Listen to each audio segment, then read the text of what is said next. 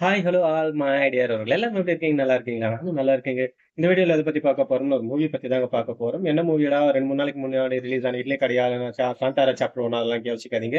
அப்படியே பின்னாடி போனீங்கன்னா 1989. என்னடா ரொம்ப பின்னாடி போயிட்டேன்னு சொல்லிட்டு யோசிக்காதீங்க. நான் பொறக்கவே இல்லன்னு யோசிக்காதீங்க. நானும் அப்ப பொறக்கவே இல்ல. பட் இருந்தா கூட அந்த காலத்துல ரிலீஸ் ஆன படங்கள்லாம் ஒரு ஃபீல் குட் மூவிஸாவும், மனசுக்கு ரொம்ப நெருக்கமான மூவிஸா இருக்கும். ஸோ ஒரு ஒரு நாளைக்கு ஒவ்வொரு படத்த பத்தி பேசலாம். இல்லன்னா ஒரு வாரத்துல 2, 3 படத்த பத்தியாச்சும் கண்டிப்பா பேசலாம். நீங்க எந்த படத்த கமெண்ட் பண்றீங்களோ, எந்த மூவிய பத்தி பேசணும்னு நினைக்கிறீங்களோ, அந்த மூவியோட சினிமா பேர கமெண்ட் பாக்ஸ்ல கமெண்ட் பண்ணுங்க. இல்ல WhatsAppல மெசேஜ் பண்ணுங்க. இன்பாக்ஸ்ல Instagramல மெசேஜ் பண்ணுங்க. எதுலயோ ஒண்ணுல மெசேஜ் பண்ணுங்க. அந்த படத்த பத்தி அடுத்த வீடியோல பார்க்கலாம். சரி வாங்க இந்த படத்த பத்தி பார்க்கலாம். 1989 ரிலீஸ் ஆச்சுன்னா படம் தான் ராஜா சின்ன ரோஜா. இந்த படத்துல தலைவர் ரஜினிகாந்த் சார், மறுபடியும் ரகுவரன் சார், சின்ன ஜெயந்தி சார், மறுபடியும் Gautami ma'am, Shalini ma'am, V K. Ramasamy sir, Ravichandran sir, இது போல பெரிய பட்டாளமே நடிச்சிருப்பாங்க. கேஷன் பிரிவு இதுதான். முன்னூறு பல பேர் இருப்பாங்க. ஷார்ட் அண்ட் ஸ்வீட்டா சொல்லி முடிச்சிடுறேன். அதே போல ஸ்டோரியும் லைட்டா சொல்றேன்.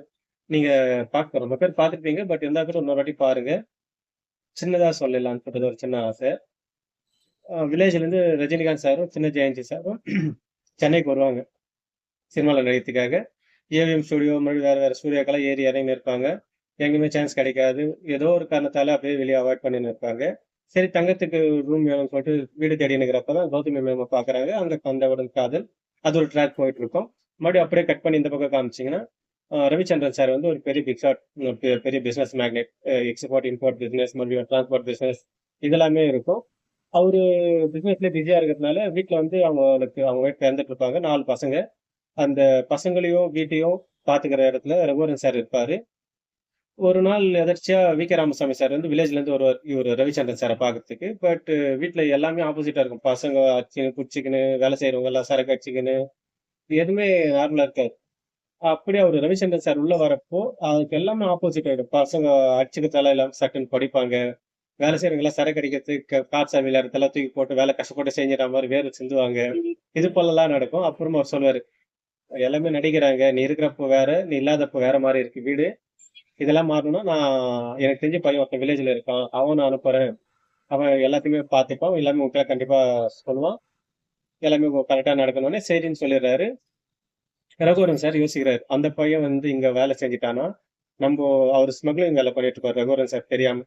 எல்லாத்துக்குமே ஆபத்தாச்சே. என்னடா பண்ணலாம்னு யோசிச்சுக்கிறப்போ, அவர் பார்க்குக்கு போவாரு. கரெக்ட்டா அந்த இடத்துல ரஜினிகாந்த் சாரும், சின்ன ஜெயந்த் சாரும் அவங்களும் அங்க இருப்பாங்க. என்ன இவ்வளவு தொலைவுன்னு சொல்லிட்டு ரகுவரன் சார் வந்து ரஜினி சார கேட்பாங்க. இல்ல சினிமால நடிக்கிறதுக்காக வந்தேன். பட் எங்கேயுமே எனக்கு சான்ஸ் கிடைக்கலன்னு சொல்லுவேன். சரி நான் சொல்ற வேலைய நீ செஞ்சேன்னா, நான் வந்து உனக்கு சினிமால நடிக்க வாய்ப்பு நானே வாங்கி தரேன். நானே அதுக்கான காசும் தரேன்னுருவாரு. சரி வேலை தானே அப்படின்னு சொல்றாரு. பட் அந்த வேலைக்கு போன பிறகு தான் தெரியுது, இவரு தலைவர் வந்து நீதி, நியாயம், உண்மை, ஒழுக்கம்ன்னு இருப்பாரு. அங்க எல்லாமே ஆப்போசிட்டா இருக்கும். பொய் சொல்லணும், ஏமாத்தணும் அப்படின்னு சொல்லிட்டு. அதுக்கப்புறமா அவரு சகிச்சுக்கிட்டு அந்த வேலை செய்றாரா? இல்லன்னா சினிமால நடிக்கிறாரா இல்லையா?